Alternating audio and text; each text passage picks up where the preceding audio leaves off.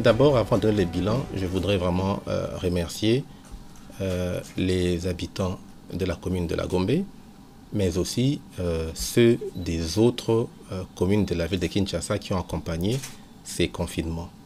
Nous savons, et tout le monde est conscient, que c'est très difficile de rompre avec nos habitudes d'avant, mais cela a été est très important pour aider à ralentir et à stopper la chaîne de transmission de cette maladie. Alors, ce confinement nous a permis de retrouver, d'identifier plus de 500 contacts, exactement 540 contacts qui ont été dépistés et dont 500 ont été prélevés. Et sans ce confinement, nous n'aurions pas eu ces résultats. Plus de 31 nouveaux cas parmi ceux qui vivent autour des cas confirmés ont été diagnostiqués. Et le point de contrôle que nous avons mis à l'entrée de La Gombe nous ont permis de screener plus de 40 000 personnes à l'entrée et à la sortie. Nous avons eu plusieurs alertes, parmi lesquelles 2 ont été confirmées. Alors, 126 rues sur les 222 ont été sensibilisées et à peu près 60 ménages ont été visités par nos équipes pour la sensibilisation, mais aussi tous les endroits où sont passés les cas confirmés ont été décontaminés. Et la population voit à travers les médias comment nos équipes sont en train de décontaminer les bâtiments publics. Bientôt, on va aller vers le grand marché et toutes ces mesures ne pouvaient pas être faites sans cette stratégie de confinement. Nous avons fait nos recommandations au Conseil et il appartient au Conseil en tenant compte des autres facteurs parce que le confinement c'est une stratégie sanitaire mais son accompagnement avec les autres piliers, la sécurité, les mitigations sont importants. Donc, et dans notre proposition, Ngalema devait faire partie de communes qui devaient être confinées. En fait, ce n'est pas une date, c'est une période. Et dans la prédiction de l'épidémie, et afin de mieux se préparer, il y a des modèles mathématiques qui sont faits.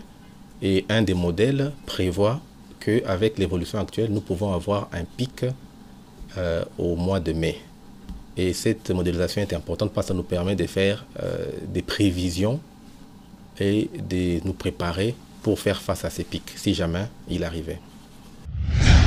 Alors, le couvre-feu, si jamais il est adopté, va permettre d'accompagner non seulement les mesures de confinement, mais aussi les mesures de distanciation sociale qui ont été édictées, qui ont été proposées à la population, mais dont l'observation au cours de ces 2 dernières semaines montre que la communauté ne suit pas encore. Sans doute parce que nous n'avons pas peut-être encore suffisamment communiqué à la population sur cette stratégie. Nos équipes sont en train de s'y atteler, mais d'autre part parce qu'il n'y a pas eu de coercition. Et nous pensons que le couvre-feu va aider à pouvoir contribuer à ces mesures-là, mais aussi en diminuant les flux des personnes la nuit d'une commune à une autre, d'une maison à une autre, et ça contribuerait effectivement à renforcer ces mesures qui sont très importantes, qui coûtent moins cher, mais qui va nous sauver de ces fléaux de Covid-19. La pénurie, non seulement des masques, mais de beaucoup de matériels qui permettent la riposte, cette pénurie, je disais, est globale.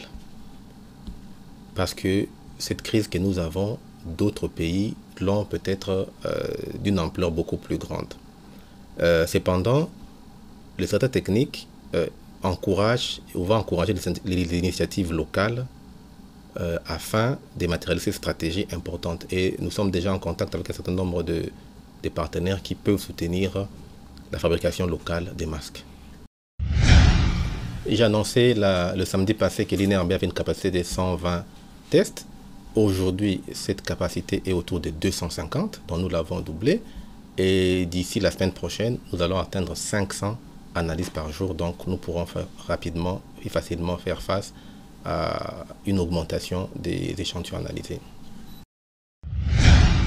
Cette augmentation, jusque-là, c'est uniquement au niveau de l'INRB.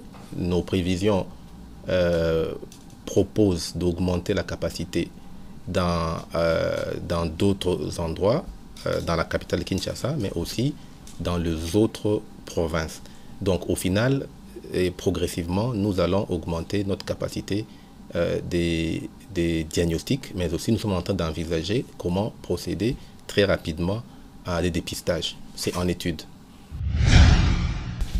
Vous savez, dans une crise comme celle-ci, n'est pas tenir compte des critiques, c'est l'aveu d'échec. Donc nous sommes très attentifs aux critiques, et c'est grâce aux critiques, aux observations que nous évoluons, que nous améliorons. Vous avez vu, au cours de ces 2 dernières semaines, nous avons fortement amélioré les conditions de prise en charge, qui a eu comme conséquence la baisse de la mortalité. Nous avons dédié les hôpitaux qui prennent en charge, nous les avons fournis en médicaments, et nous avons même dédié un hôpital de la place qui nous aide grâce aux hôpitaux techniques, pour prendre en charge les malades. Et cependant, il y a aussi l'autre côté de la désinformation.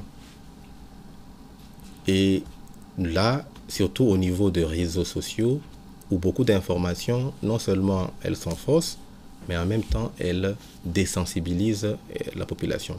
D'où le moment de demander à nos compatriotes beaucoup plus de citoyenneté, de patriotisme, pour accompagner aussi les équipes de riposte. Vous savez, les équipes travaillent dans des conditions qui sont les nôtres, que tout le monde sait. Ces conditions sont difficiles.